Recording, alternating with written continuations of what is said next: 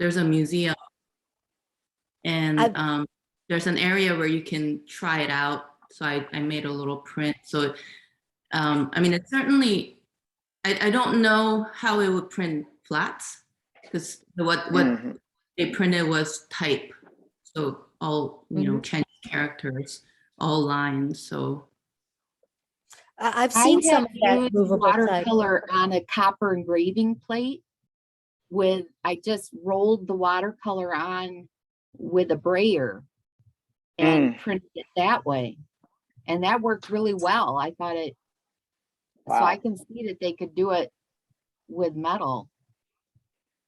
That's amazing. I have to say, I loved seeing the Arthur Wesley Dow prints. I think those are just lovely.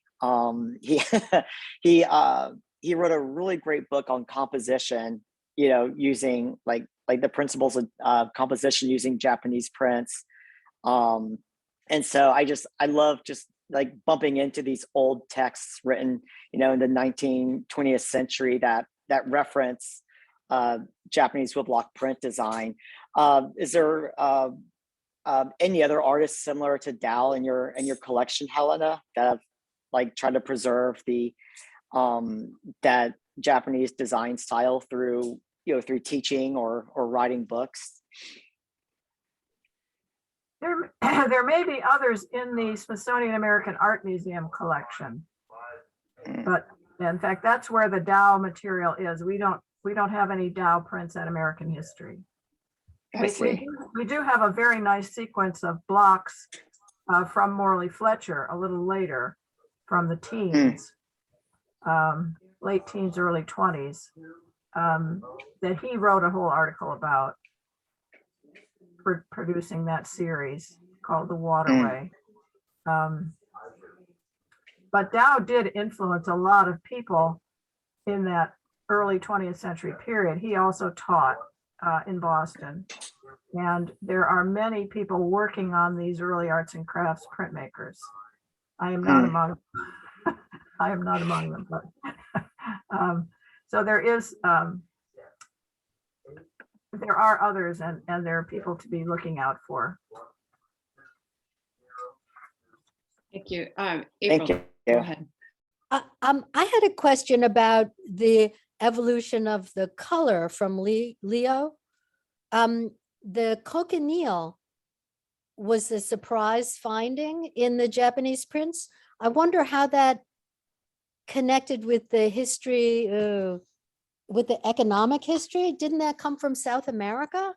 Was there trade with, where did the cochineal come from? Oh, you're muted. Cochineal originally comes from Mexico. That was the biggest producer. The biggest producer right now is Peru. It's still important. It's been revisited as a natural dye for textiles, but believe me, if you've had a pink soda or a Campari, you actually ingested cochineal because it's a pretty safe food colorant. Oh, really? And it's not too expensive?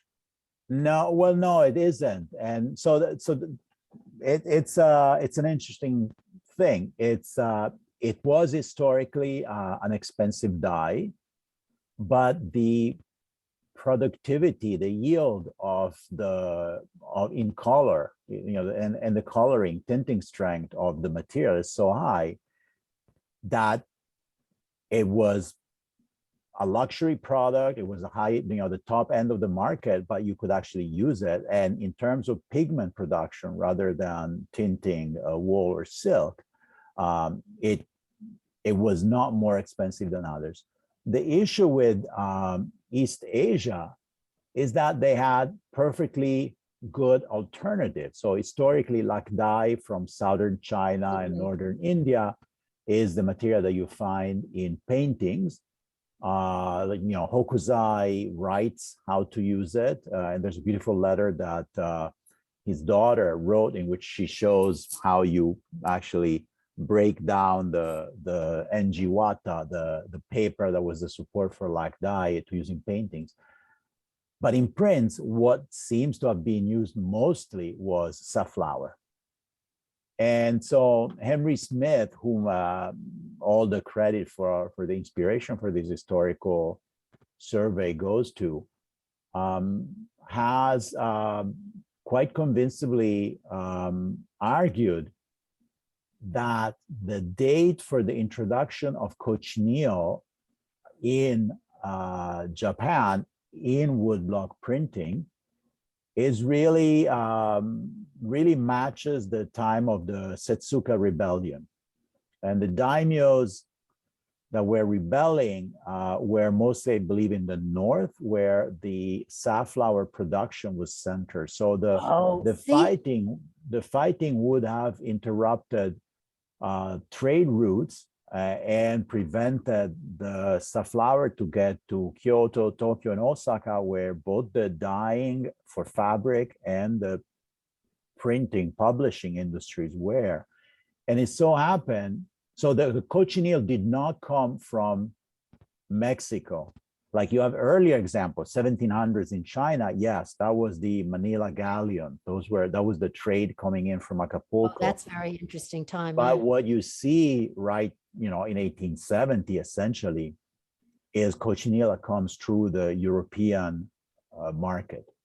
So what we have is a situation in which the main suppliers to the Japanese industries are now Europeans, and along with the synthetic dyes that they're beginning to produce in large quantities, they're bringing whatever else is available in Europe at the time and used for dyeing fabric, which is cochineal. So that So was the the most rebellion in important the risk. north promoted trade with Europe. It didn't. The trade was already happening because the trade starts with, the treaty of, the Treaty of Yokohama. So that's when Commodore Perry, et cetera, that starts everything. But then, and so you start having dyes coming in probably for the fabric, for the textile industry, because that is, a much larger size enterprise than publishing, or at least Yeah. greater, money-wise would be bigger probably. And the rebellion and the big what made Henry think about that connection is that safflower disappears. So suddenly safflower goes away from the printing, from the publishing industry, and that's what facilitated this switch. They turned to the next thing that was available, the next best, and indeed it's a really good. It's also much easier to use than safflower. I don't know if any of you works with safflower. Be very curious, because it's a really very demanding to use. Apparently, it's my understanding that to get a deep red, which they could do, it takes several printings. So the beauty of safflower is you go from pink to deep red by overprinting. But you know that as a commercial printer, the fewer pulls, the fewer separate printing steps, the better it is. Well, I think that's where safflower would change color as it got deep, as you got more of it. Yeah. So But it was it's really complicated. a matter of density. So it's how much, and safflower was not cheap. So I'd I like to think- step in and, oh, go ahead. no, please. I was just going to ask participants to respond to your inquiry about organic pigments. Do any of you use safflower in particular, or organics? I don't know anybody who does. Although I do know people who use indigo, which is also difficult to produce. But I know some people like it for its, I don't know, transparency or something. Is there anybody else who has worked, experimented with organic pigments that may be able to give some contemporary feedback to Marco? It's so easy to get either tube or synthetic pigments in a bottle. If I may, Claire, Mm. what is interesting for me, and ties in with the discussion of the Tokuno report. I feel that the beauty of the Tokuno report is exactly in that he focuses on woodblock printing as a commercial industrial activity. And this is not to take away from the artist, because I cannot imagine how complex it is for a single person to master the drawing, the wood cutting, and the printing. And it seems to me that of all of the aspects, the printing is the one that always gets the short shift, because it's really, I believe, immensely difficult to do it well, or to do it.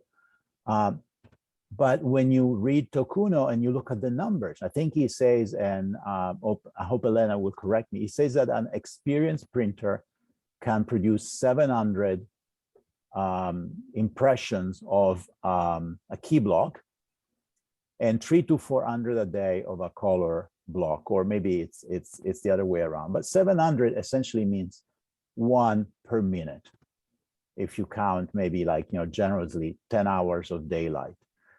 And that is mind-boggling. Also, and many times he says, when asked, do the artists have special ways to avoid bleeding or color appearing in other areas? He says, no, they're just careful. And that may be dismissive. Maybe somebody who's not actually a printer who describes, really expert workers, not understanding how they do things. But I think that there is an element of truth there, that there's an extreme care and a great precision and reproducibility in what they were doing. But to me, having looked at the much maligned aniline dyes, what remains extraordinary is how these people, in the space of years, mastered to use completely new products. I think that an artist working now has the benefit of having materials coming from the fine art industry, or if they were industrial, at least being in the form of pigments that are usable. These people were getting dyes that I believe were essentially straight from the fabric dyeing trade, and they figure out how to deal with bleed through, where the color goes through to the verso of the paper.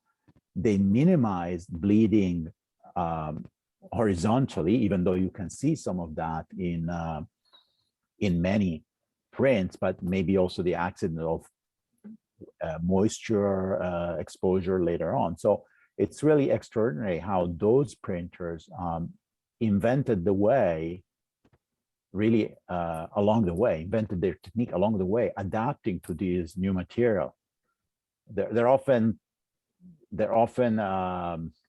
disparaged as being worse than probably their fathers, who were working in, for Hokusai and Hiroshige, or for their publishers. But maybe they were better because they really adapted so quickly. I have a question for both Marco, you and Helena as well.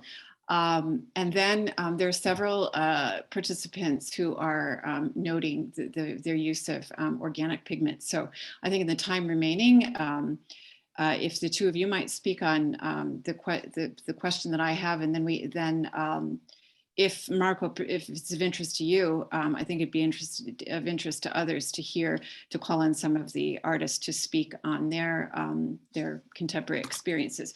But the question for both you, Marco, and Helena is a question of longevity. I think different artists work in different modes with a different consciousness of, their work in the future. It's longevity, and in printmaking, of course, a question not simply of longevity in terms of reputation and style, but also longevity in terms of the technical, everything from the paper to the pigments. So what would, Helena, this doesn't necessarily draw from the Tokuno collection, but your work in printmaking, and then Marco as well. How would you speak to artists today on this question of longevity and pigments and commercial sources that are out there? What sort of advice from your perspective would you offer? Well, I just want to add quickly to what Marco was questioning also about the speed and the productivity of these people as mentioned in the Tokuno report. And that perhaps also leads into your question, Claire. But yes, those figures are phenomenal. 700 prints a day from the key blocks and 300 or 400 of the color prints a day. But I think their days were much longer. I think they were at least 12-hour days. And there may have been some assistance in the shops. That's not really clear, but all of that information is in the printed report if you want to follow up with it, and it's online in many sources. But as to longevity, I have an interest in paper conservation going back to the beginning of my career, and I think that for printmakers today, I think people have to be conscious of the materials. And I realize that there is also a whole different movement in art, conceptual art, art of the moment, ephemeral art, so that the two things are perhaps different in the artist's intention. But I would suggest that looking at the question of the pigments in particular and their reaction with the paper's surface and structure are things that if longevity is your intention, then I think using the best materials under the best circumstances with information about quality and acidity and the chemical nature of these materials is an important part of that. But that's Marco's department, so he can carry on. And also there are many interesting questions and notes on the chat, and I would like to take on some of those later. But I would feel, so one of the advantages of being a printmaker is that you're working with paper. And that puts you already in the category of making art that will be cared for with a little bit more sensitivity. In other words, I believe that who buys a print will not expect to show it under full illumination 100% of the time, just because even the paper is sensitive. So there's that factor. So with the collector, the person who buys a print will know that it needs to be rotated, that it has to rest, and that they have to limit illumination. If an artist today buys colors, pigments from Golden, Winsor & Newton, any of the suppliers of fine artist pigments, they have the advantage of using products that are tested for durability. If, I have a copy, I have this thing here, which is a beautiful document. You can still find it in used bookstores. And it's the Winsor & Newton catalog. This copy is from 1878, I believe. And it starts with the famous controversy over watercolors. It says, they're fugitive and all that. It has beautiful pigment samples. And everything is noted as, whether they say like, we use this because it's of great quality. There may be, they describe other pigments that have beautiful hues, but they say we cannot use them or sell them because they're not durable. So I think that the market now is at that state. I noticed there was a very good note by Jacqueline Gribbin who said, I'm using ochres. So ochres, of course, are absolutely permanent. Other artists mention using native dyes and a variety of dyes. Those, if there's something that you extract from flowers or plants yourself, they will be more sensitive, and that is definitely an issue. And there's a lot published on what is fugitive and what is light fast. But in general, if the print is spared extreme or strong illumination for extended period of times, that's definitely the way to counteract it. Indigo is fairly stable. Cochineal, carmine, and madder are in the case of prints, relatively stable. I wouldn't put them under full illumination for hours on end, but under what we think illumination for print should be, they're fine. And just to tell you, here we say 50 lux, which is dimmer than my room right now, for just part of the time. So that I don't know if that answered the question any more than what I believe artists are already aware of and very familiar, because you have the experience, you see in your prints, and you know if they change or if they're not stable. Since I'm speaking, I want to take on a question I see in the chat, and there was a question about whether there was an increase in bladder cancer as aniline dyes were introduced in Japan. We don't know, and I always asked Henry Smith to look into that. As a matter of fact, what I wanted to look at was other types of poisoning, because even during the Meiji period, Edo period, there was a yellow pigment that was commonly used, which contains arsenic or pigment. That pigment itself is not poisonous directly because it's not soluble, but it can deteriorate and actually release the poisonous type of arsenic. And even in the mining industry or in the printing industry, because everything was done underwater with water, you can imagine this poison getting everywhere. We don't know if there was an increase in mortality specifically in this industry. I suspect that it may have been lost into the fact that occupational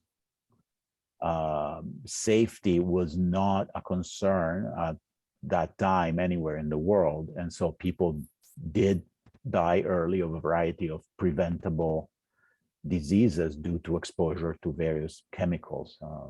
Mercury and hatters come to mind. Thank you, Marco. Really interesting insight into contemporary and past dimensions of pigments. We are out of time for now to continue to pursue and call on those of you who are using natural pigments. But I would say, and this of course depending on all of your time, and Marco, if you would be willing, but if someone was open to organizing, a session to exchange thoughts, Marco, if you had direct questions for practitioners, and also for the rest of you who are working in organic pigments, that might be another side interest to explore during the period of the conference or thereafter. So I encourage those of you who are interested in that topic to pursue it. I would like to thank both of you, Marco and Helena, very, very much for adding new dimensions to contemporary experience. And Helena, the amount of information that is, the fact that you've really spotlighted what is available online. And I don't know if you saw, there was one question of whether or not Tokuno's handwritten manuscript can be viewed online. That has not been digitized yet, but I will take that question back to our web people and see if we can add it to the website. Excellent, excellent. I'm not sure how long it will take, but but it's in the system, and we'll note that as a request. Right. And on the question of collections, I think because in the mokuhanga world, people tend to be working, they're innovating with different tools and materials, but at the same time wanting to master and to access very traditional tools. I would be surprised if there isn't a person among us who has, an independent collection, a cultural collection of things related to mokuhanga. So, in just a comparative sense, and this is just a something to mull over for the future, it would be fascinating to explore personal collections. In other genres, fields, modes of art. Certainly people have their own collections, but mokuhanga is particular in that it is targeted very specifically to its origins, its links, if not its entire origins, to particular culture, and then of course the distinctive materials that are used. So I propose at the Smithsonian or at the Met a comparative look at personal collections in the practice of, say, traditional Japanese style printmaking. Helena and Marco, thank you so very much for your time. And I imagine both of you are open to follow-up and do mine that Tokuno collection. I didn't realize it was so heavily online, so I'm going to go take a look at that. And we're going to move swiftly into the next session. If the two of you can stay, wonderful.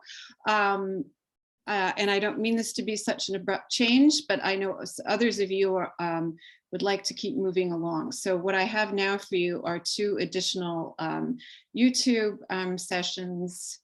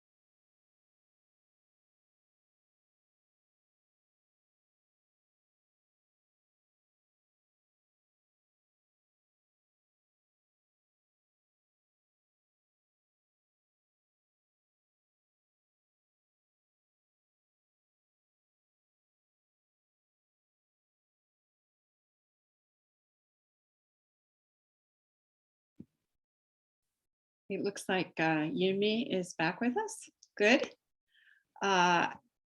And others are returning. So begin with any questions if you like, and I think others will come as they finish.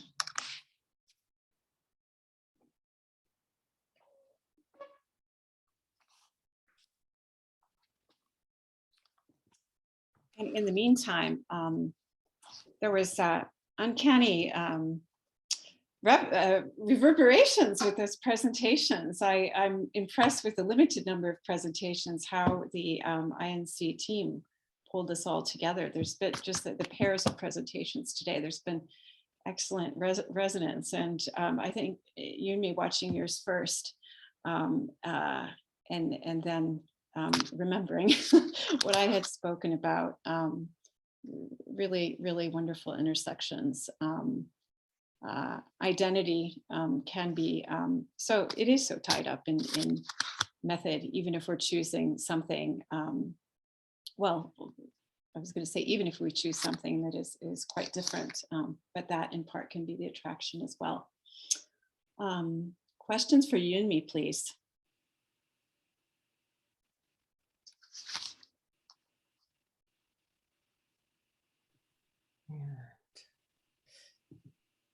Yumi, I have a question about your new series, the 4 seasons, like the kitchen top mokuhanga prints.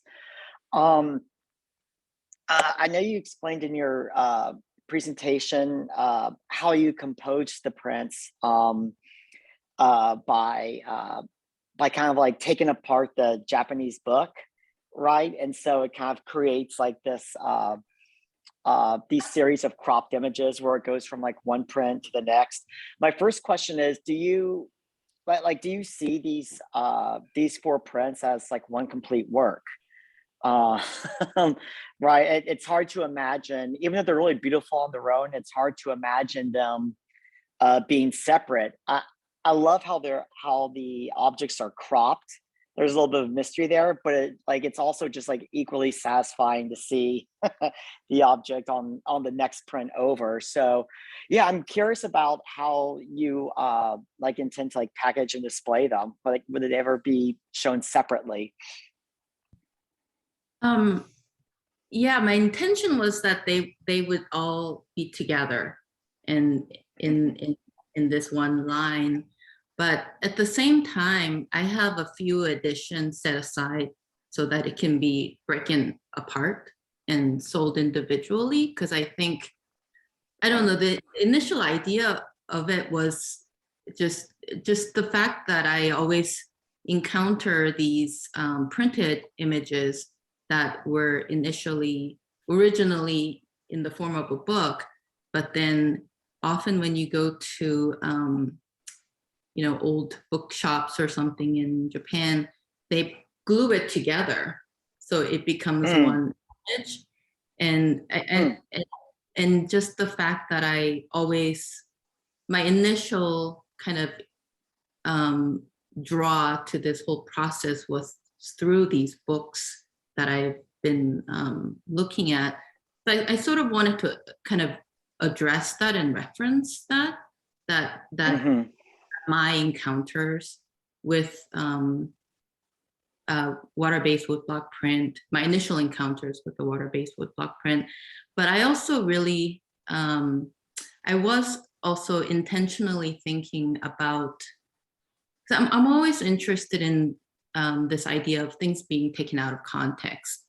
And I think that's something I always think about, because I often feel like sometimes I'm taken out of context all the time, kind of into different kind of cultures, and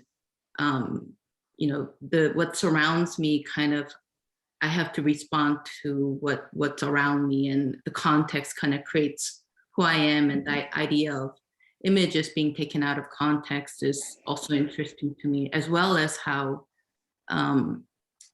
printed imagery and how they are reprinted and reprinted again. And this kind of idea is like multiple layers of removal from the original source is also interesting. So I think that's what I was also thinking about, kind of creating this imagery that's incomplete, because the full still life is essentially broken up. But initially, it had to be printed that way if you were going to make it into a book. So the intention is to be together, and that's why they print it separately. But then, it's just taken apart. And actually, I intentionally also made it so that it can't really be bound into a book, because the last image in the winter, let's say, the other end, it connects to the other end. So if it's bound, it can be a circular book. Yeah, I thought that was really fascinating how you're referencing that, that process of book binding, that presentation, but then you never like bind the book yourself. You're just like kind of calling attention to it. Yeah. Right. It's so contemporary, though. It says so much about what contemporary art is about. It's about that kind of complexity, irreconcilability of, great image. Thank you. Yeah. So when you're selecting, these little temporary still lifes on your kitchen top, are you drawing them or taking quick photos and referencing them? The reason I ask is because the finished product, the print, just has like this really beautiful, delicate softness to it, right? And so I just like to know how you like begin and like at the way the imagery looks. That one, the Four Seasons, I started that when I was doing the residency at MILAB in 2019, and I didn't get to finish it.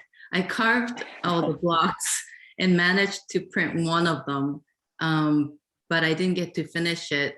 And I finished it after returning. And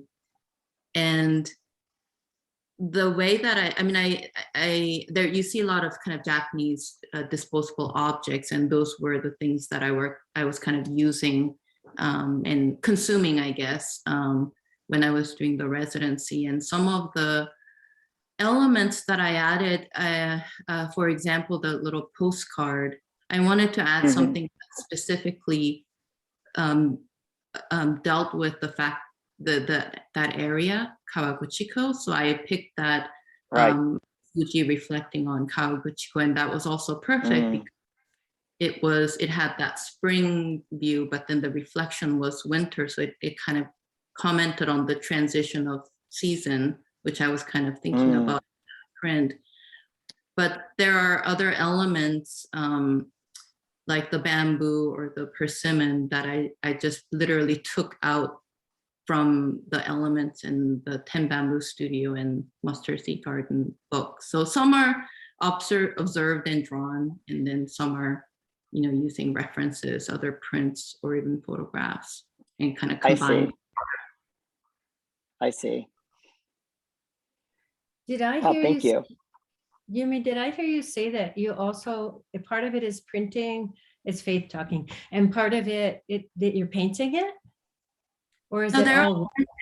Yeah, Oh, but I do a drawing initially. Yeah. okay, thank you. Do you have another question, Faith? Well, I want to talk to Claire because your paper just lit me on fire, because it was all about fusing mokuhanga with the Tibetan techniques, Tibetan and Nepalese techniques, which is very much what I'm interested in. But let people ask Yoonmi, and then I can catch up with you. Okay, good. So let's move to Andrew. Yoonmi, I was very much struck by both the beauty of the printed works you make, but also very much by this odd juxtaposition of your cut flowers, sort of the still live naturemorte, the idea of taking something that's going to last a very short period of time and making permanent by making a drawing of it as it dies, and placing them in throwaway containers that are made of styrofoam and plastic, that are single-use items that are going to last forever. And so that is wonderful because it's such a wonderful combination of Asian traditions, Western traditions, and painting, and the modern tradition of living in a culture that destroys by throwing things away, hoping to live forever. So I found that mixture of old and new, and old ideas and contemporary ideas, and the addition of our throwaway culture and permanence would be really wonderful. And the prints are beautiful, and so it's also interesting how that works. A beautiful object about waste and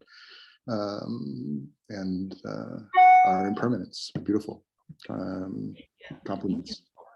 Thank you. So not really a question, but just appreciate it. But Andrew, it relates so much to your work too, which is all about impermanence and briefly noted little things. I think conceptually, the ideas relate to your work as well. I didn't get that far. I was mostly just I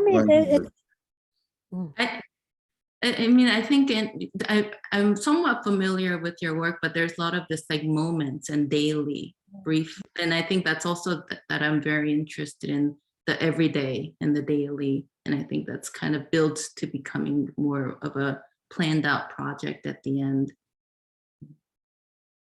Yeah, I like the imbalance and the sort of theatrical setup of your work. It seems very much like a theater piece that's contrived, but at the same time, there's a lot of thought in the balance and asymmetry. Well, wonderful work, and I appreciate an explanation, because I've only just seen them in two-dimensional formats.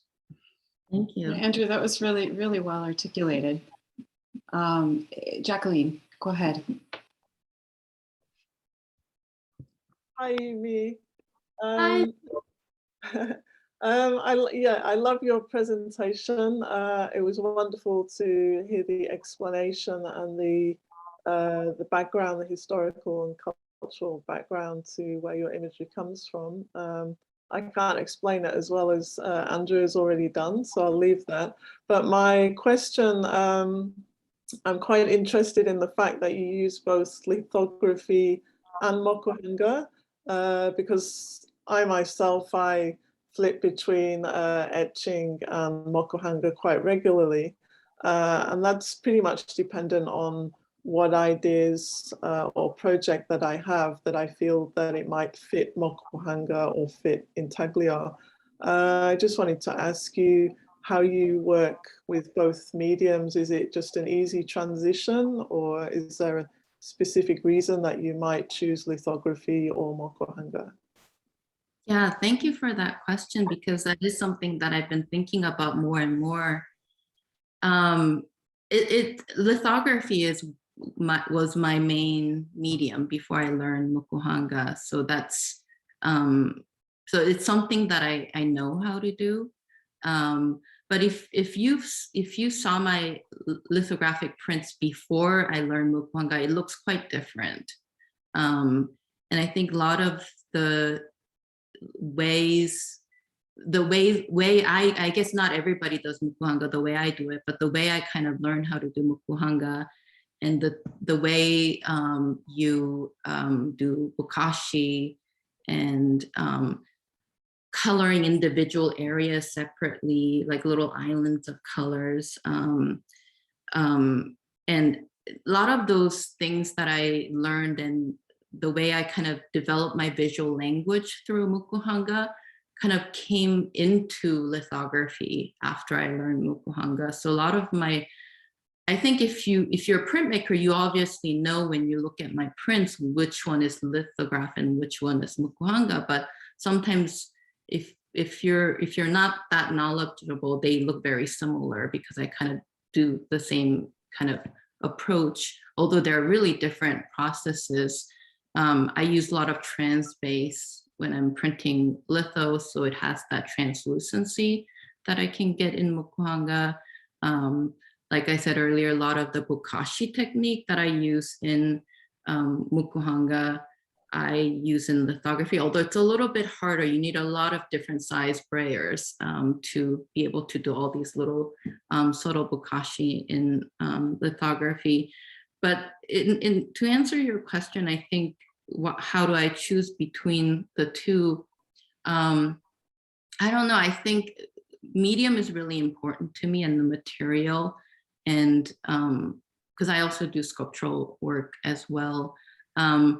But for these, to me, they kind of, I sort of developed the process in a way they don't really feel that different to me, because I think for me personally, there's a lot of similarities as far as the process goes. I think I'm interested in both because of, to me, it's sort of a lithography represents the Western commercial printing, like chromolithography, or even now actually I do photolithography. I rarely use stones, although I make stone lithography every year because I have to teach it. But all of my lithographs are photolithography, and mokuhanga, woodblock print, sort of being the publishing of the traditional publishing of the East. So there's that nature of it that I find really interesting between the two relationships. I'm also interested in the idea of the relationship between painted imagery and printed imagery, and that's kind of how I entered into mokuhanga as well. But in Western tradition, I think that relationship also exists in lithography, because it's one of the first, processes that you could just draw and your drawing is printed, as opposed to using some kind of tool to carve. But the other element I think also is important for a lithographer and mokuhanga artist is water, the control of water and the moisture level. So in this constant balancing act, so there is a lot of similarities to me that I don't necessarily think about it too differently when I'm working. And I've developed a process, lithographic process that almost feels very similar to the way I work in Mukuhanga. But one thing that is definitely different, I guess for sure, realistically, lithography is a lot quicker and faster to print and make imagery and make editions. So sometimes that determines the reason why I use lithography versus Mukuhanga. Thank you for that. That's fascinating. It's interesting because you were talking in your presentation about the imagery and how it's translated from, you know, how it looks as an original mokuhanga and then also in book form. And when I was looking at your presentation, because it's on my computer screen, it's sometimes difficult for me to see what is lithography and what is mokuhanga. So unless I look really closely, I can see that you're using the touche. But as you say, if you're not familiar with the techniques, you might not notice the difference. But that seems like to me it's another layer. It's like that translation of looking at your works on the screen. Again, it changes. If I was to see them in the flesh, then I would go, yes, that's lithography and that's mokuhanga.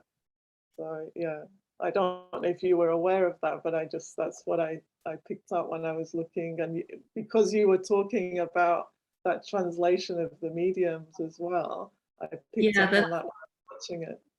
That's interesting. I think about that too, because a lot of the reproduction that I look at is lithographically printed reproduction of woodblock prints.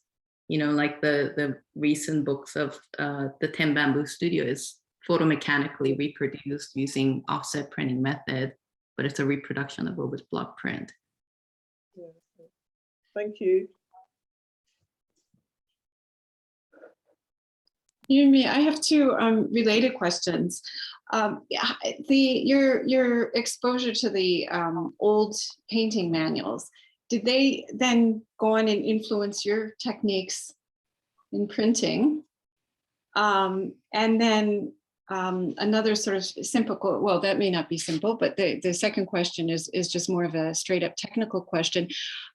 In the still lives, in the Asian flower arranged portion, and then the Western consumptive graphic design portion, are you deliberately using different techniques?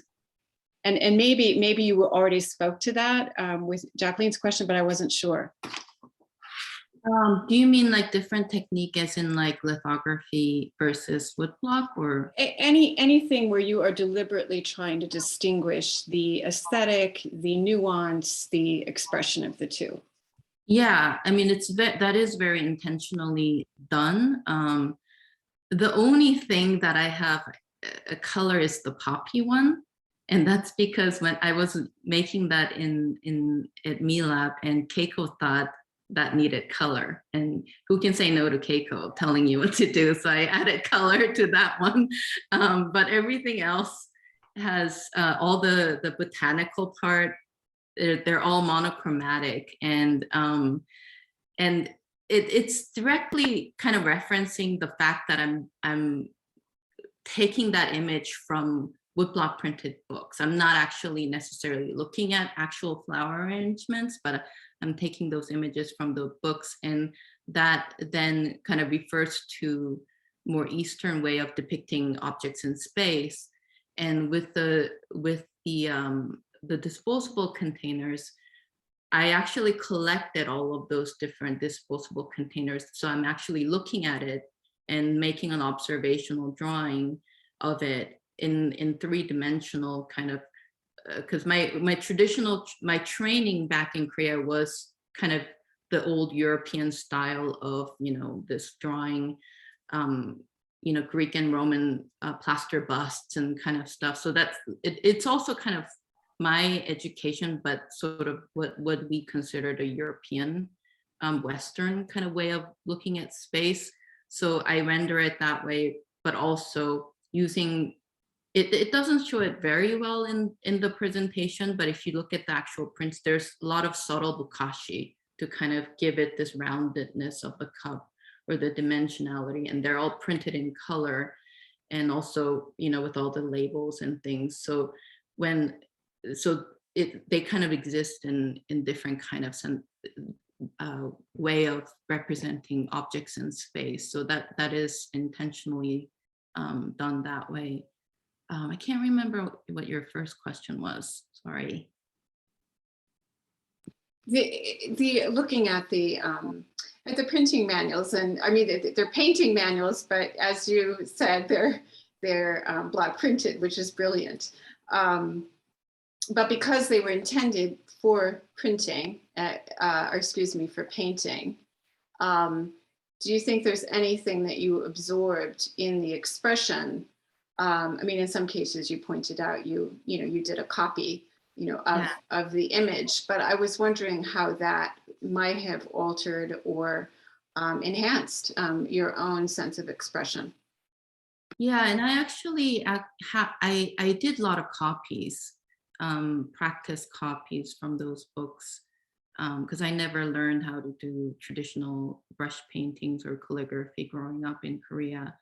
And when I do make prints of those, I do the brush paintings of them first, and then copy them, and then transfer them to the wood block. So it sort of goes through a multiple copying process. And that is something that I sometimes talk about in printmaking. And maybe I'm just, maybe I'm just dumb that I have to go do all these copying processes. Maybe there's a smarter way to do it.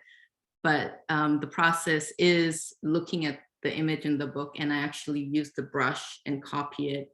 And then I put a tracing paper on top and trace it with the pencil, the brush drawing that I did, and then trace that onto the wood block and then carve that. So it just goes through multiple copying, essentially, even during the making of the process. I just had Thank to you. make one. I just think it's so interesting that when you were in Korea, you studied Western perspective drawing, 3-dimensional. And it wasn't until you went to the US to study at RISD, you started looking at the woodcuts from Korea. I mean, that's so much what life is like in the contemporary world, I guess, just mixing back and forth. It's really amazing you're able to make such good work out of those layers of experience. Yeah, I think that's why we travel and go to other places, because you don't see what's right in front of you often. Exactly. Yeah. Exactly. I'm being melted by the sun Talk here, about but I'm not. Claire's amazing talk. That was wonderful. I just wanted to follow up one thought. For those of you who are newer to this world, if you haven't, I can't believe I'm in my own home with my hand over my eyes like this, and I will move. But if you haven't taken a look at the mustard seed garden manual before, and also the 10 bamboo manual that Yoonmi has referred to, they're brilliant. It's similar to Hokusai's sketchbooks, in terms of the detail, and the leaf example, the bamboo leaves that Yoonmi has captured. The little lilt, the bend, the hang, the angle. And at the time that those were being produced, there was such in China in particular, such a synergy between ink painting and ink printing. So it's worth traveling into those books. I just wanted to say that we have about 13 minutes remaining in the session before we move to our final presentation this afternoon and this evening. Let's see, would you like to break up into, we haven't done a smaller group, and do you want to take this opportunity for 10 minutes in smaller groups, or how would you like to proceed? Am I muted? Oh, I'm not muted. I was thinking we should talk a little bit about yours. I wanted to hear what Faith had to say about that amazing library that you showed of blocks in Nepal. That was amazing. And that this young man could I think Claire should have a second career as a documentary filmmaker, because that was actual wonderful. Well, not on the tale. recorded version. In any event. It's beautiful. It was a wonderful story, and you captured so many elements of his travels and work and the issues involved in such a beautiful and moving way that I was very touched. It was great.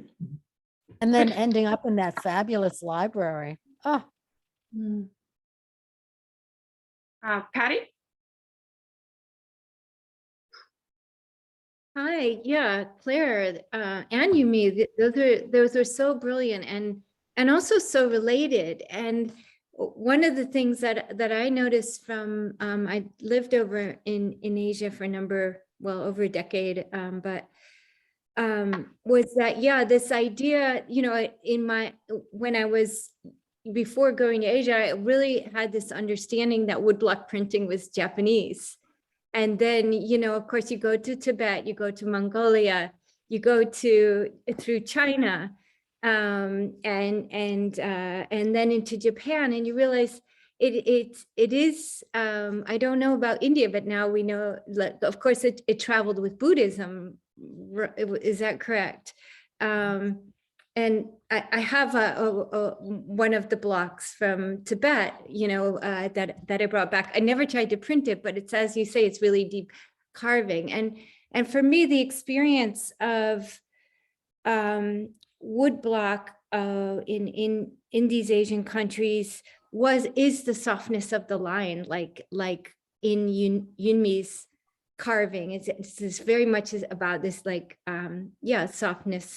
softness of the beautiful line. And the first time I saw contemporary woodblock, I was with Claire, and we saw Chenchi's work, which also had the layers of sumi and this beautiful softness of the line.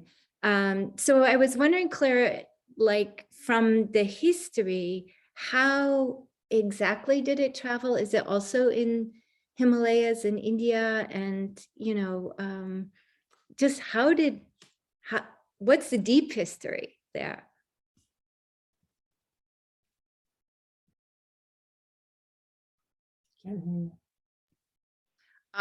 The deep history of the origin of woodcut across Asia specifically, or Buddhism as the vehicle? Ha, no pun intended. Yeah, like both, I guess. Like, you know, it's very easy to trace it. Oh, it went from China to Japan, but there's Korea in there, and you know, the borders. Even we think of Japan as, oh, it was all shut. But well, it wasn't, because a lot came in. And how was it traveling from, say, Tibet, or you know, how was the not only Buddhism, but was woodblock traveling with Buddhism then through the different, you know, sort of more porous borders, and, you know, the Silk Road, like what was happening historically? I think Faith has Faith, would you like to weigh in on this? This is something that you're deeply conscious of. That's most of my research has been around. Yeah, you go ahead and speak. Woodblocks. Well, so it was Buddhism that started woodblocks. It was to be able to spread Buddhism in China. Of course, Buddhism came from India to China, but there isn't a lot of recorded woodblocks of Buddhism from India. And then from China, it went to spread the religion, really. The first woodblocks that came to Japan were Buddhist. And then with ukiyo-e, the Buddhist woodblocks completely died out in Japan. They stayed much longer in Tibet, but until the Cultural Revolution or the communist invasion, when most of the monasteries were destroyed. And there's just one surviving woodblock printing monastery in Tibet, and that's Dersh Parkang, which I may not be saying correctly, but yeah, that's all of my interest. So when I saw Claire's talk, I was like, oh, it's the same thing, trying to merge, because that's why I've never met a Tibetan carver. I studied traditional Tibetan Thangka painting, but I've never met a Tibetan carver. So in studying Moguhanga, for starting with Hiroki, then I applied it to my study of Thangka paintings, because wooden or woodblock Thangkas are one of the fine main forms. Okay, so yes, I was very excited by Claire's talk. One other question I'd say, the other thing is the imagery. So if you look at Tibetan cloud forms or Tibetan wave forms, you know, of course they show up in China, they get a little this way, and they show up in Japan and they become less geometric. I just find that fascinating that how the I don't even know how to articulate it, but Well, the older ones were mostly text though, weren't they? The sutras? The Oh, library yeah. that Claire showed us, there were printed sutras, not images. Is that right? Those were the majority that monasteries, Tibetan monasteries house are, yes, indeed text, because They're long and narrow. right, and because the practice, the sutras, there's so many, they tend not to be, in some cases, the most famous ones are memorized, but every monk and nun will have those propped in front of them, even if they do have it memorized. And so it was, you know, it's a critical accoutrement, shall we say, to their practice. But there were many, there are also many at monasteries, and I showed a couple of examples in the talk where they are image based. And in fact, many of the earlier ones were image based because people weren't literate. And so all of these talismans, in fact, the other examples, the snake pictures, if some of you remember that I also showed in the presentation. Yeah, those are used in Nepal today for a ceremonial purpose, for a holiday, a decoration, you might say. But in the past, those were used to transmit stories because people weren't able to read. Yeah, and Patty, to go back to your question about borders, there's so much, you know, especially today, and well, it seems to increase all the time, actually. But the borders of difference, you know, particularly, you know, given geopolitically with Japan, Korea, both Koreas, and India, China. The political borders today, I think, conceal so much of the rich exchange that just happens because people are human and because they're mobile and they're inspired and driven. And, you know, that's you know, when water-based printmaking started in the Hangzhou region of southern China, it made its way over to Japan. Not surprisingly, artists, Japanese and Chinese artists, were going back and forth for a long time. They were sharing papers, they were sharing materials. The karashi, if any of you are, it's kara, some of you are familiar with this, and kara meaning China in Japanese, and then shi, of course, meaning paper. But that's a paper that is made in Japan today. I mean, it was traditional. It is still being made in some places in Kyoto. But it was named China paper, Chinese paper, because it had its origins in China. Of course, the same can be said on the, you know, the Korea borders as well, with Nepal and Indian and Buddhism from that angle. The Himalayas do, you know, that is a border that didn't allow certain things to pass through, but printmaking, it was done at so many of the monasteries as a matter of course. So it looks like Alexander has a question. Go ahead. Yeah, just a quick question, because I saw this man was printing those sutras with the Japanese way, right, using barn and stuff. But what was the original way of printing those? Was it the Chinese way, or I don't know? Do you know?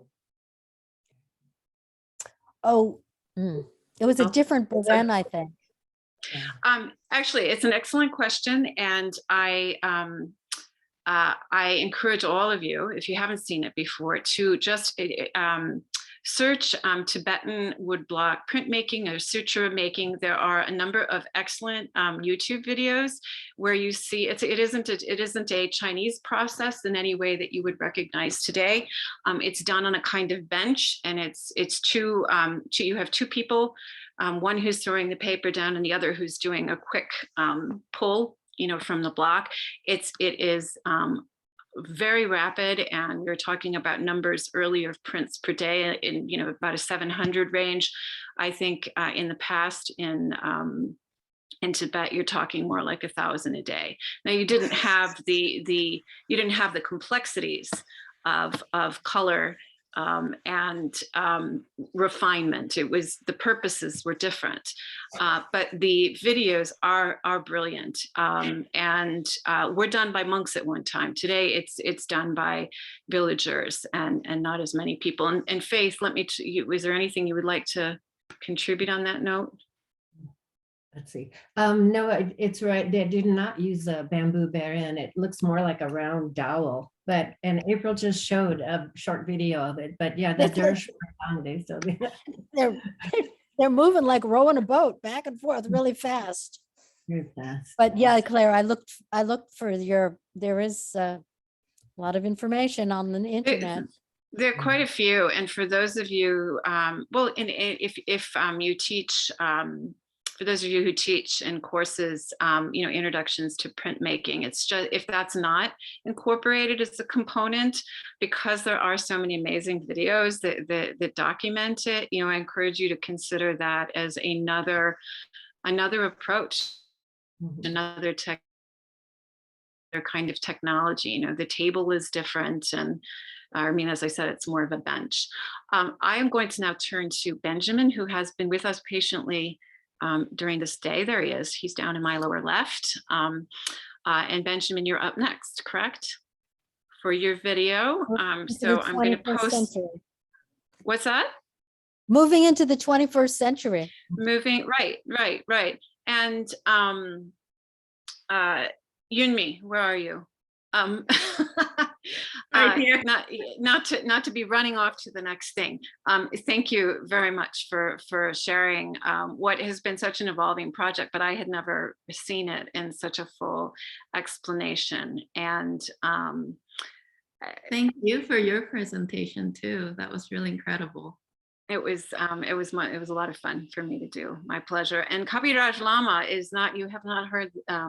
You haven't heard the end of him yet. He would have, if there had been a possibility, he might have participated. But he is a stellar printmaker working today, and one of it's just in countries that don't tend to have participants in a conference like this, their work doesn't get seen.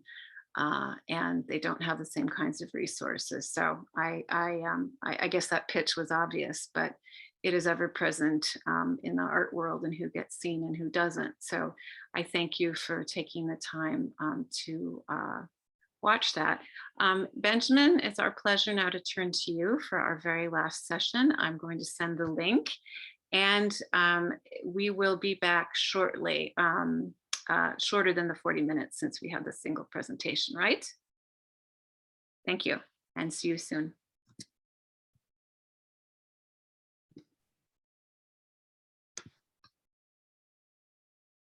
Claire, pause. Benjamin. Hey. Hi.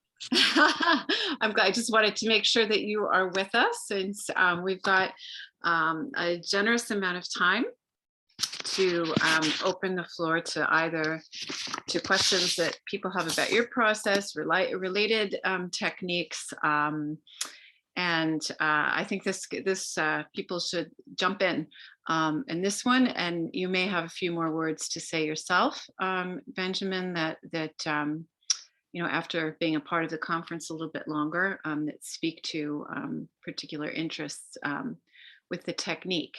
Yeah, so let's open it again to full questions. If after we discuss Benjamin's work, and people would like to stick around longer, stay. We could also go into smaller group settings if you'd like to have more casual or smaller group discussions. So we can revisit that in a few moments. But questions for Benjamin?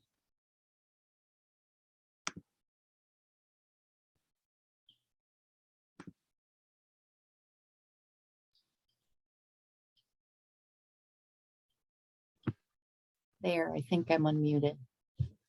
I just want to say I just rewrote my letter to Santa, and I want one of those machines now. That was incredible.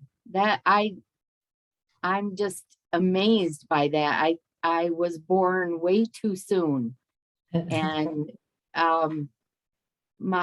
my arthritis is crying at me that I didn't have this machine. That was amazing, amazing. So thank you for sharing that. Yeah, thank you. Yeah, no, it's definitely such an amazing tool. I'm constantly finding new things to use it for, and yeah, and they're getting less and less expensive and more available at maker spaces. So I think we're going to start seeing a lot more people start to use them, which it's been amazing over the past like 2 years of doing research about incorporating these digital technologies and mechanical technologies into our process. Like the amount of artists I'm slowly starting to find, especially over the last decade, that have been using laser engraving.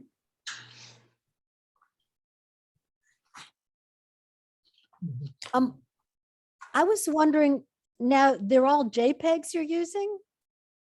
Yeah, I mostly just work off of JPEGs or PDFs. You can laser carve with a PDF as well? Yeah, particularly, I mean, most systems can directly read a PDF or a JPEG. I usually work with on a universal laser systems laser. With that one, we're usually working off of Adobe software, so usually Photoshop documents or Illustrator. The Boss laser I would use, think, yeah, something not lossy, like a Photoshop or a TIFF. Could you use those? I don't usually use TIFFs. I usually just work off of JPEGs and PDFs. And you did a lot of trial and error with that? I mean, you were going through all the settings. I would have no way to know where to start. I had done a little laser engraving at University of Orono in Maine, but I had to rely on a technician to help me. It's rather, I don't know. Yeah, no, definitely. It can be challenging. That's why actually in my video, I really made it as simple as possible, and I'm gonna use it in Some classes. specifics, yeah. Yeah, and I tried to make it as simple as possible because I actually usually do it in a much more complex way because I'm actually a digital lab assistant here at ASU. But no, it definitely can be challenging. That's one of the things that I really like about all the maker spaces that are popping up is usually there are classes and texts there to help you. I know here at ASU, we probably have, just on campus, there's probably 6 different maker spaces that have lasers. Really? Wow.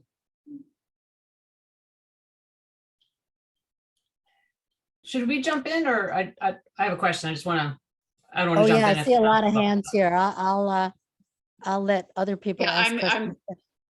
I'm sorry. I was next. I just have a quick technical question, and that's, you mentioned Akua inks. And I tried using them at one time, but I would find that they would weep. They would seep out. What do you do about that? Is that something that you've experienced? These Yeah. are very pale. I have definitely had issues with it. The reason I use them is just cost effectiveness for me personally. No, definitely once I'm more able to, I will switch to other pigments because I have so many problems with them bleeding and seeping, and They're really not designed for Mokuhanga. I mean, they're great.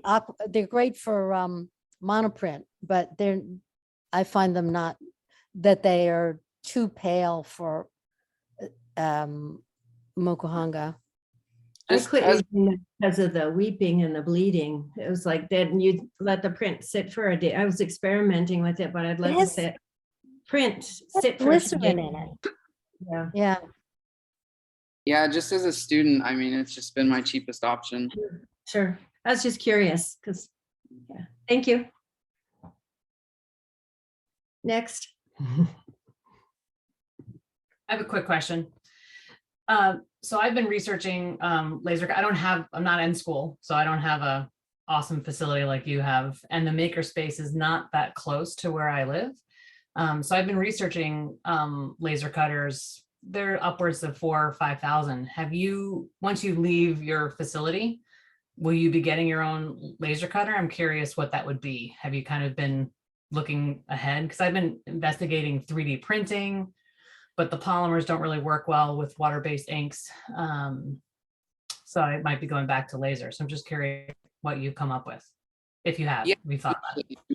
there are some really low-end models that are getting much more affordable. So I actually really just started getting into laser cutting right at the beginning of when everything here in the US shut down because of COVID.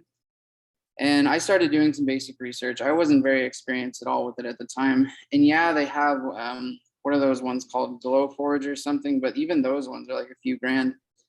But I actually ended up ordering a really inexpensive one, around $300 from China. And you have to, it definitely takes some like getting used to and like figuring out the software and everything.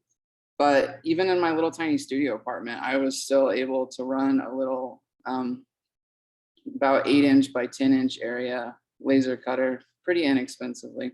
Yeah, it's definitely still a challenge, and like it's slowly becoming more accessible. I think we're going to see it more and more over the next decade. Yeah, for sure. Glowforge is, I think they have a depth issue. Like you can only do a certain, height of material. Yeah, and yeah, that was one of the issues that I had with my K40 lasers. I ended up having to do some modifications to the bed to allow it to fit higher blocks. Okay. But even if you do have your own studio space and you have a place to put it, some of the larger Chinese lasers are actually really good, because even Boss lasers, they're actually basically Chinese lasers that are upgraded a little bit in the US and they're distributed through a supplier in the US, which Boss lasers are still pretty expensive, but there are some of the Chinese ones that are completely reasonable and they're getting much higher quality. Okay. Can you Starting recommend around one? range. Can you recommend a brand? No, not really. I haven't researched China, so I've just been researching mostly like known brands. A lot of them don't really have brand names. Yeah. Okay. Thank you.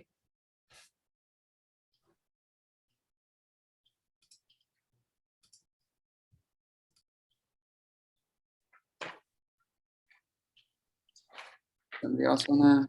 Tomas, I think you're next. If you want to, you have your hand raised. If you want to go next. Yeah, thank you. I was wondering, because do you use some kind of glue while printing, nori glue, or just? That's a good question. Okay, so for the color layers, obviously, I use nori paste if I want them flat, but with the halftones, absolutely not. Like it 100% like instantly clogs up the fine little dots. No nori for fine lines. Yeah. Yeah, it is definitely really a major challenge with printing the halftones, especially if you want to do a higher resolution halftone. Like I was doing, even though it's still fairly coarse, I mean, I'm considering it higher resolution. You still have to be really careful about pigment and water even building up between the dots. Yeah, because I can show on the presentation that the dots are really fine. And I have also experience with cutting some extra fine details. I'm not using laser cutting. I'm doing by my hand, but from my experience, it's even more difficult to print that extra fine details more than carve it. but I find a solution to use the nori while printing even that fine details. That's why I'm asking you. Yeah, I've tried it with halftone dots and it just absolutely doesn't work. So if I can't share, I'm mixing nori or rice past glue with sumi outside of the matrix. No, put it on the block. You just need a very little amount. It's impossible, because you will glue that real tiny spaces between those tips. So Oh, it's a laser carved block you're trying to print? With very small dots? for example, yeah. I don't know. It seems to me you would want very little paste. Yeah, so I'm using a little, very little of paste, but outside of the block, and putting it with the sumi on the brush, and then use this brush. Did you try printing with no paste at all? Yes, but it's a matter of sumi. When the sumi is too liquid, another problem. Maybe you can let it dry a little so it's thicker? Yes, it can be, but it's For hard. for fine areas, that paste is, well, Benjamin, that was your experience, right? You put it was easy to over ink your block, right? So you have to be careful to use very small amount of ink. And my own experience with sumi is that it dries, the nori acts as a retarder as well as a vehicle for the pigment, and the sumi alone tends to set up or dry on the block very quickly, which is good for printing fine areas. So I don't use any nori with sumi for printing fine details or for printing large areas, either one. For large areas either. Well, the large areas, the nori dilutes the black, so it requires Yeah, thins it down. instead of a black. So then I need multiple printings, but that's just my experience. It dries fast. If I may say something, tomorrow morning, I know it will be really easy for you all because it's going to be 4 in the morning for New York time, I think. But we will have the demonstration from Goto-san, the baron maker, and he's actually going to demonstrate how to print very rich and dense sumi. Oh yes, he's wonderful. And bit of a spoiler, he actually in the demonstration he inked well, first of all, he uses sumi paste and not liquid sumi, and he put a very small dot of nori on it, and he inked the block. Then it doesn't print. He inks a little bit more, and then he prints it. And ink it twice. Yeah, and beside that, before start printing, he sees on the block, I think 5-6 times. Like he printed, he inked it, he printed on, rubbish paper and repeat until he sees the block is starting to respond nicely, and then he ink it twice. He also uses incredible pressure with his Varenne technique to print. Yeah, and with 2 hands instead of just one. Oh, both hands on the barrette. Yeah. So I'm just spoiling in because I think many of you won't be there, but he basically used 2 hands and standing up, not sitting Actually, I down. noticed that on Benjamin's demo. Yeah, He was and printing it with one makes hand and I thought, he's not doing it right. Use two hands. You get more pressure. no. Well, but it was printing something quite different. I mean, he wanted to achieve a flat black reach black, which is the opposite of Benjamin was doing before. You have all these beautiful dots and he needed to keep that. So the pressure must have been completely different and the technique also. But since somebody was talking about printing with Sumi again, I thought to talk about that. No, actually, He's the best. He has a great demo. Yeah. I found with my process doing little halftones, you actually do have to use a considerable amount of pressure. I know it's hard to see from the angle, but I am standing directly over the block, and I'm a big guy, so I got like a lot of pressure going into it, and I was using a very coarse Baron. And then also piggybacking off of what Mike said quite a while ago, whenever I am doing these images and I have a flat area of color, I do beta Zuri printing multiple times to build it out. Mm-hmm. And it's cherry wood, so it's quite hard. Yeah, and it has to be to withstand that amount of pressure. Yeah, that's what you said. Uh-huh.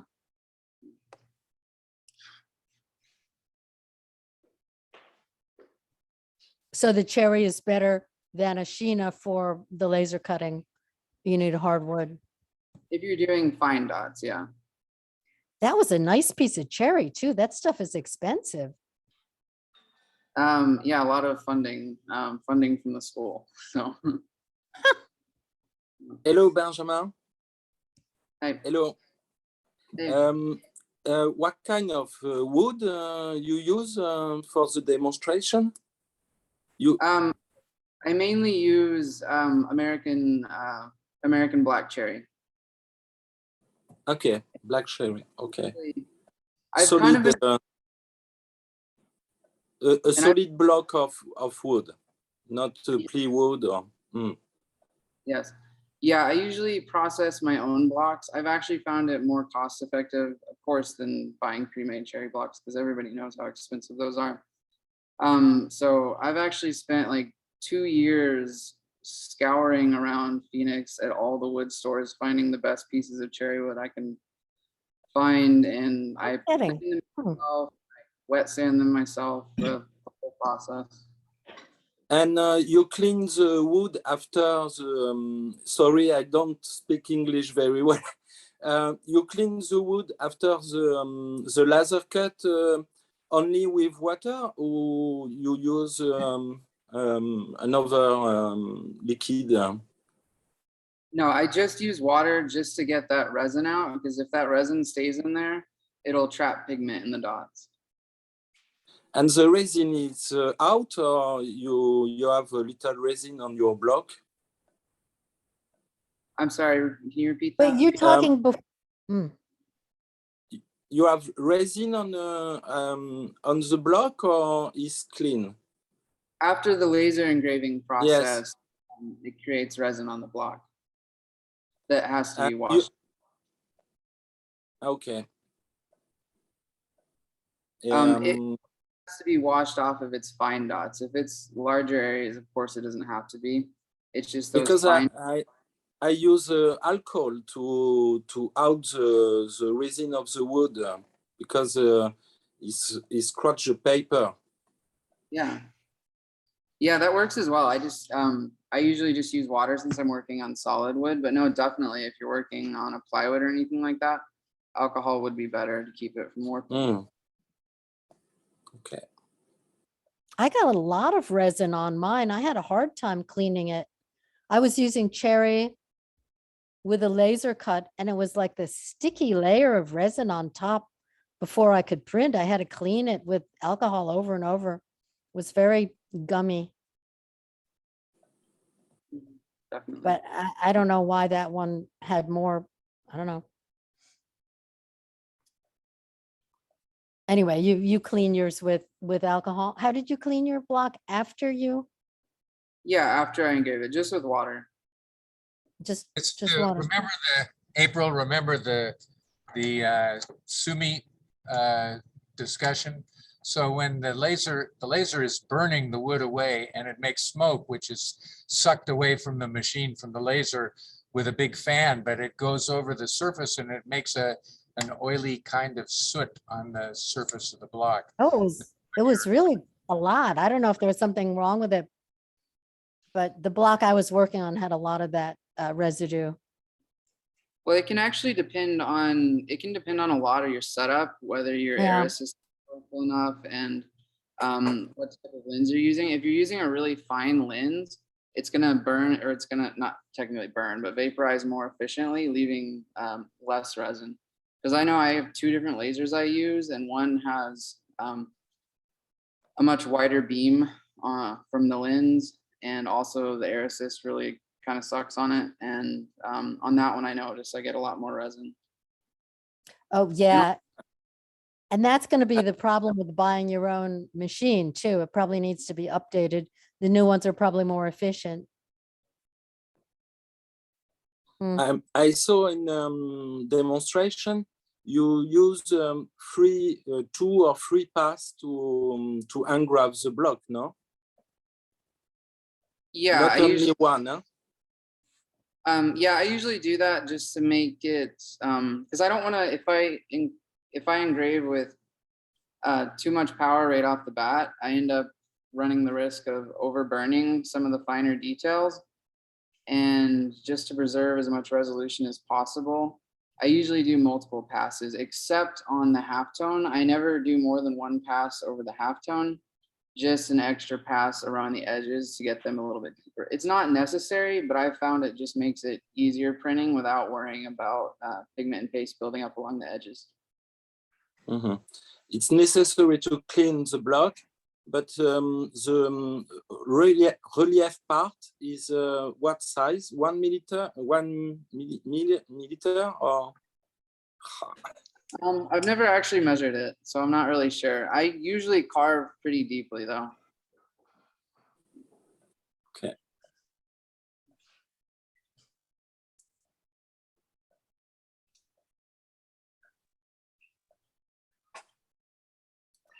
And Mike use laser cut. I think you don't use laser cut. Only PNC. I don't. Yeah. I've only used the laser on one large block about 1 meter wide, and I carved it 7/100ths of an inch deep on that one. You usually use a router rather than a laser cutter, right? Most of my blocks are either carved by hand or with a CNC router. And that's carving, Yeah. not burn. Well, I think in relief printing, you remove the part that doesn't print by some method, whether it's fingernail or knife or router or laser or whatever. The paper never sees the part that isn't there, right? It's necessary to clean with hands, to clean the block.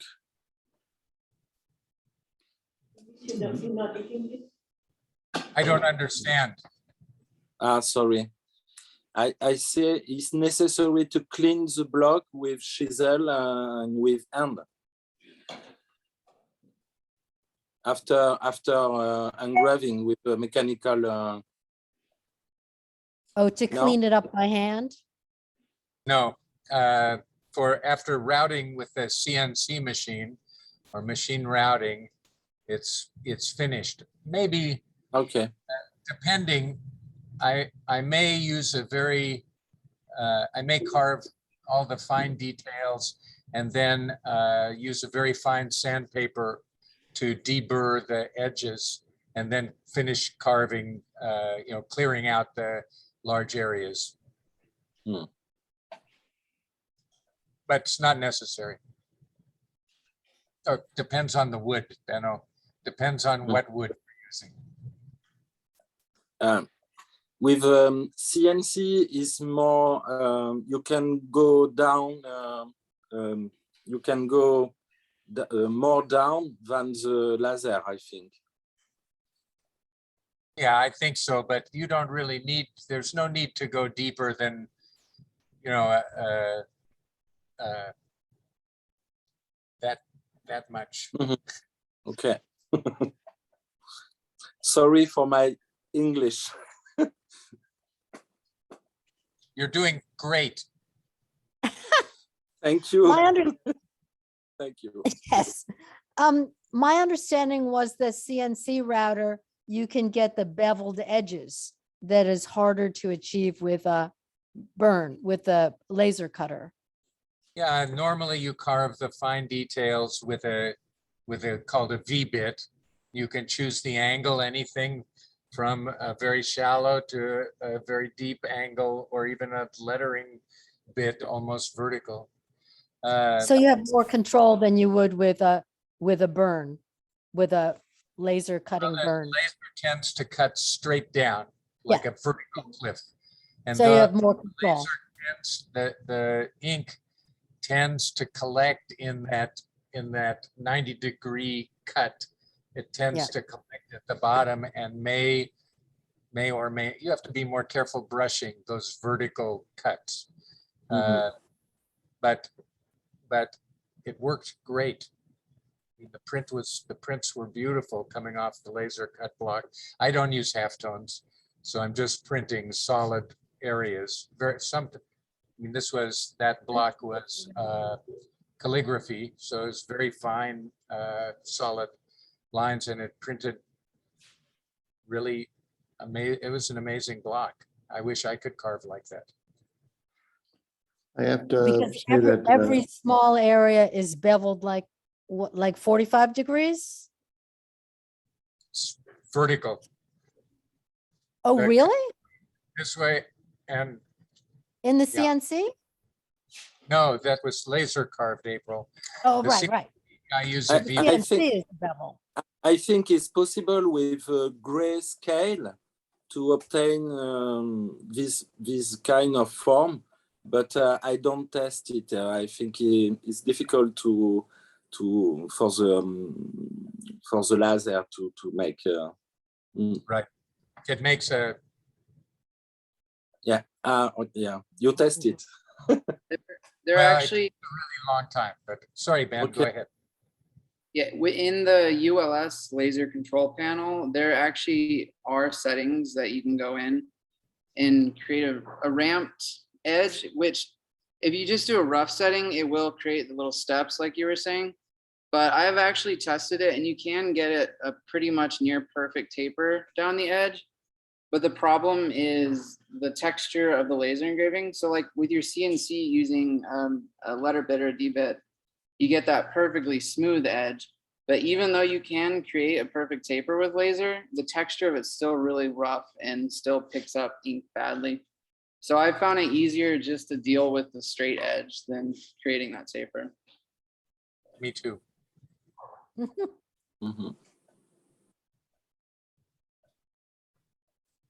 Cool. So many possibilities. And it's really, that was a nice presentation, Ben. Thank you. Thank you. Thank you, everybody, for the feedback. We are talking about the engraving of wood, but the working of printing is the same like over wood. Like, we are talking about the block, but there are another work after. It was the printing. And the way is the same of the other technique, I think. You can explore the potentiality of the printing with the barren and the pigment, the water. Let's see, you had two Beren, Benjamin? I'm sorry, what? Did you have two different Beren? Yeah, so for the color layers, I was just using a general Baron, but for the halftone, using a much coarser, heavier Baron. You what mean the kind of Kurosaki plastic, Beren? No, I use what is it called? It's a synthetic baron. You can get them from Matsumura's. Murasaki? Yes, that's it. Murasaki Baron by Goto. Oh, they're good. I must say that what attracted me to Mokuhanga is sort of the long, painstaking inefficiency of carving. And so I find carving with a mechanical method like or a laser or a CNC router to be a little bit threatening. I appreciate the work.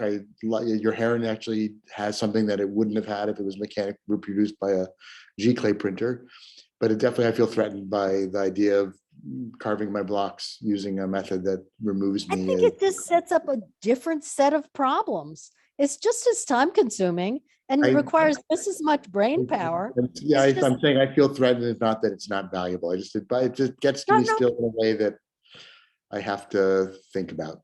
It's just a different set of problems. Yeah, I know. I love Mike's work, and I actually love that heron that came out. And the people that have worked with that, I almost always like the work, but it still raises issues of, the whole issue of manuality versus non-manuality, and at what point is it so mechanized that the person isn't involved anymore, and all those issues that are worth discussing as artists, but still, I'm still on the other side, I think, of that particular fence. So Andrew, we each have to find our own way. Yeah, no, I'm voicing it only because I'm sensing the discomfort in myself, not anywhere else. I always go back to that hangito, that the knife you hold this way. It has so much control and it's such a great basic tool. I always end up going back to that. Can't beat those Japanese hand tools. Well, I also have a microwave that's still flashing midnight. The hangito was a great improvement over fingernails, right? Yes, it is. I love Japanese tools. The steel is so great. No, going back to this, I think that I see it as it needs to be a tool that opens up new opportunities. And so it allows you to solve problems in a new way, as opposed to looking to find a way to use the technology. For me, the tool you use to engrave have an expression, graphic expression, and the laser is another way for the graphic expression, and I'm in this way because my sensibility. So you understand? And the hangito is, for me, is the clear line, and it's not the way I want to It's so explain. simple and basic, yeah. Linda and I have this debate all the time about Mokuhanga and how there are no rules. And that's one of the things that I like very much about it, is that we joke often that there's no Mokuhanga police. And I'm reminded of an exhibit at the Sackler Gallery that was about Japanese prints. And when photography came to be, a lot of the Japanese artists were like, photography, why do you need to, what's the point of that? We can do prints, we can do realistic work. And so they saw photography as just kind of like a new invention that wouldn't take hold.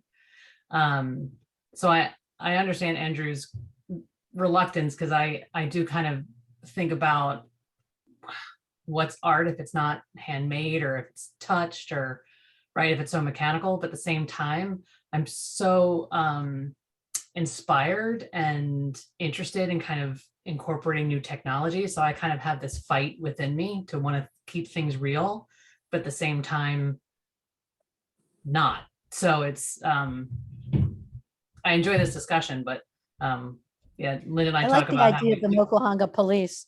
we need to hashtag. Yeah, we need to hashtag Mokuhanga police, because there is none, right? I So- learned from a guy who believed in the Mokuhanga police. In Japan, the laser is used in a traditional way.